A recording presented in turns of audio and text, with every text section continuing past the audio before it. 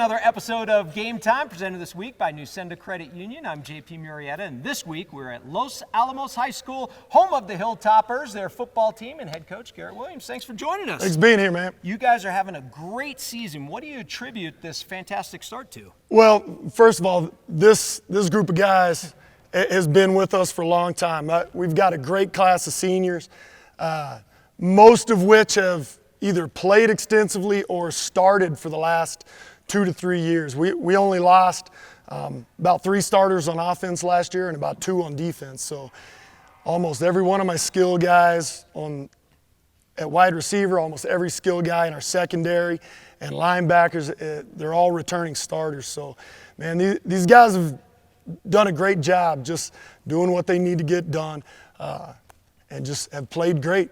Well, I want to talk about that defense. Your first couple games, you had a couple shutouts, and then even against Capital, your defense prevented their offense from scoring as well. What sort of steel curtain you got going on here? I'll tell you what, first of all, our defensive front has just been phenomenal. We have great speed up front on the D-line, which has just put huge amounts of pressure on guys.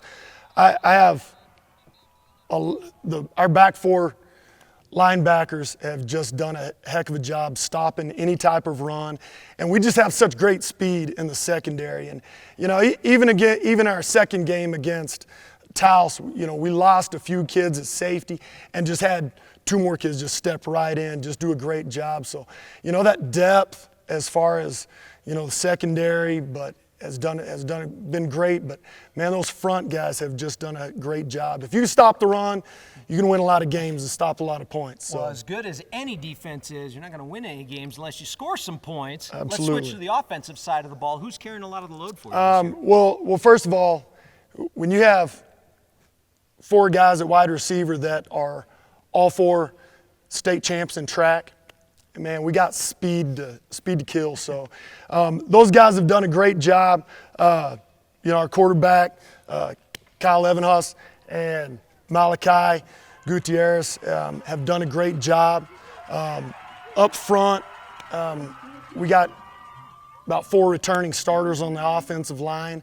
So, man, these guys have done a great job for us, but we've got a lot of depth at every position, which has just done great. We've had guys step in at slot receiver. We got multiple guys on the outside that can catch the ball.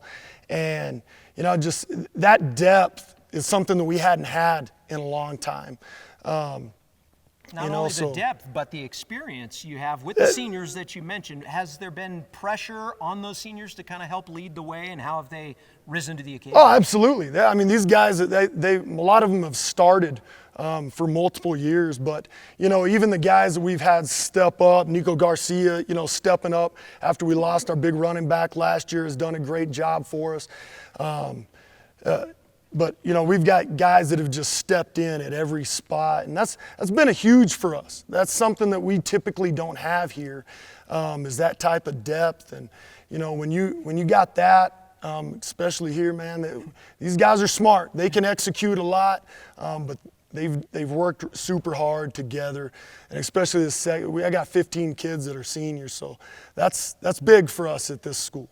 You reached the playoffs the last couple of years. What sort of goals did you set for this team at the start of this year as far as the milestones you wanted to reach? You know, last year we talked a lot about goals, and one of those was win a district championship and get into the playoffs, which is something that we hadn't done in a while. And just coming back off of that, one of those things was we need to repeat as district champions, and we need to go win a playoff game this year. And so from the get-go, we started talking about that in November when we lost in the playoffs. You know, that was an immediate goal that these guys came up with, and they wanted to repeat and they wanted to win a playoff game, and that's something that needs to be done here. You've had over the years different district opponents, and now you're in a district with a handful of Albuquerque schools. Does that make it a challenge, and how difficult has it been having different district opponents every couple of years?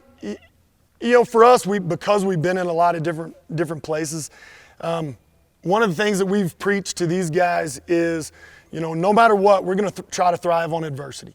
And whether that's something big or something small, you know, having to play different teams, having to adjust a couple nights ago for, play a double 2-day game for the second time against Taos or something like that.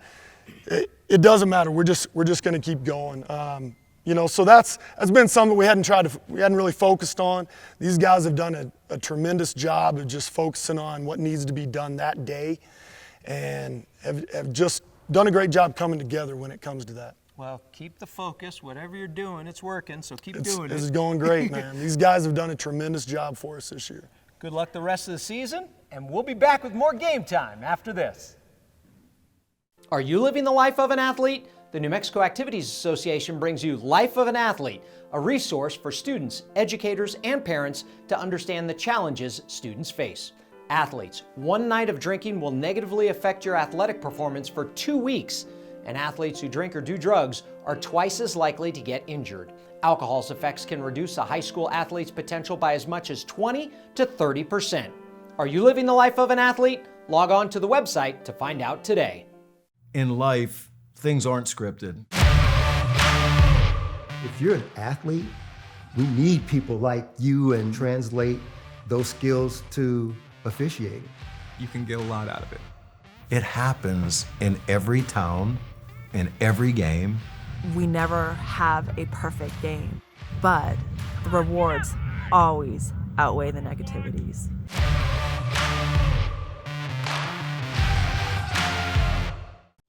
Hi, I'm Alexander Pasolka. I'm with Los Alamos High School, and welcome back to Game Time. Coming into week 4 of the high school football season, there were 18 teams with an unbeaten record between classes 2A and 6A. Let's see who remained perfect with some highlights and a look back at last week. Las Cruces made the trip to Rio Rancho to face number 1 defending state champ Cleveland. The Bulldogs scored the first touchdown of the game, but then Las Cruces was caught in a storm by the name of Carter Weddle. The senior scored the first 4 touchdowns for Cleveland. 2 touchdown catches and 2 punt returns for scores. Weddle and the Storm cruised to a 42-13 win. Cleveland is at Artesia this week. Artesia put up another big performance, this time against Deming.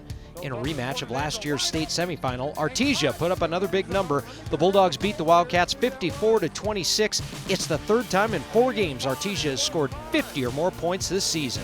The La Cueva Bears built up a big lead against Volcano Vista and posted a 49-21 victory to get back in the win column. Mason Posa with a scoop and score on the fumble return touchdown.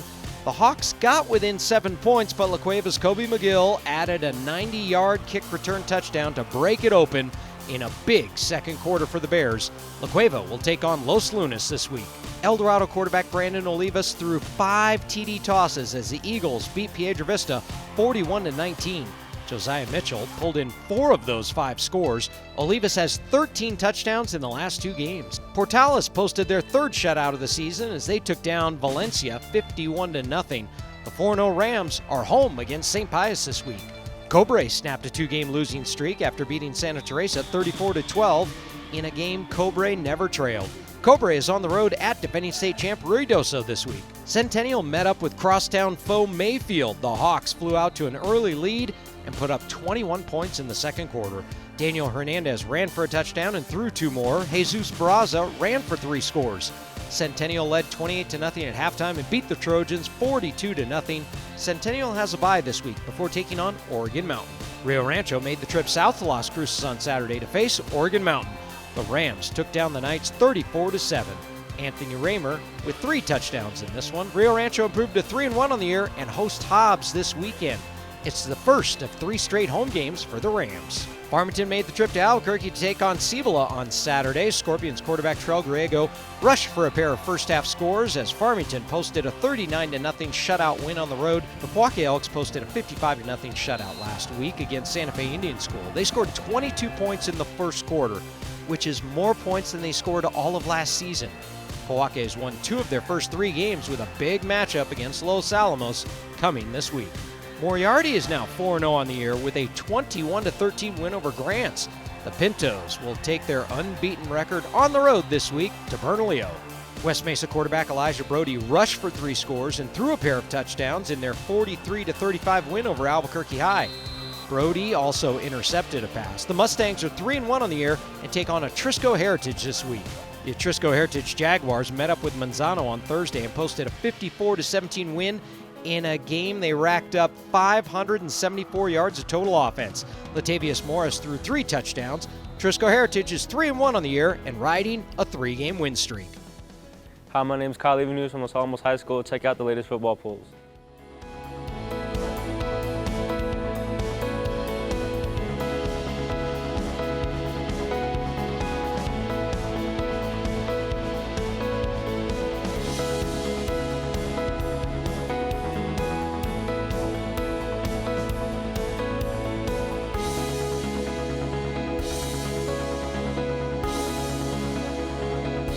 My name is Jaron Quintana from Los Alamos High School, and we'll be back with more game time after this. Do you love sports? Do you want a front row seat for exciting high school sports action in New Mexico? If the answer is yes to either of those questions, then becoming an interscholastic sports official may be right for you. The New Mexico Officials Association is looking for individuals age 15 years or older to serve as officials in 10 different sports. No experience is necessary and training is provided. If you're interested, call 505-923-3110. That's 505-923-3110, or go to the website nmact.org and click on the Officials tab. Welcome back to Game Time, presented this week by Nusenda Credit Union. Last season, the Bosque girls soccer team made it all the way to the state final, but came up short against Sandia Prep. This year, they're off to another strong start, and they have a super sophomore in the lineup. The girls soccer team at Bosque School is off to another strong start this year with a 7-1-1 record heading into this week. I still feel like we're the up-and-comers, even though we made it to the final last year. When we take down the King Kongs of our district, of our classification, then I'll believe it. But we're working towards that. Last year we were the underdogs, and it was a really big shock and surprise to us that we reached the final, and it was incredible this year. I felt like it's been that we need to be solid in our team, and what it takes is us being committed. The Bobcats returned 9 starters from last year's state runner-up squad, and one of those is super sophomore Rose Candelaria. We're lucky enough to have her here. Bosque being a private school, you're not sure what you're going to get every year. It's like Forrest Gump. You're not sure what's going to happen.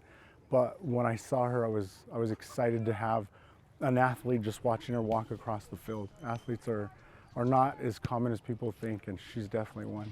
I've taken more of a leadership role, and I'm here to help the team as much as I can. Rose has 13 goals on the season so far, with the hopes of a few more before the year is over.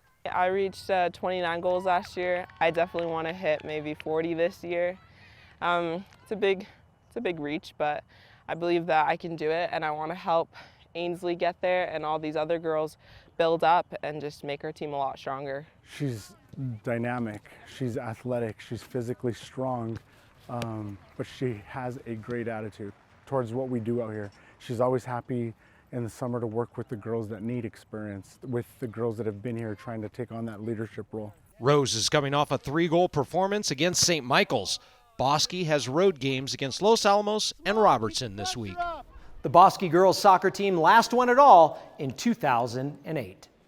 That's going to do it for another episode of Game Time, presented this week by Nusenda Credit Union. This week we're at Los Alamos High School.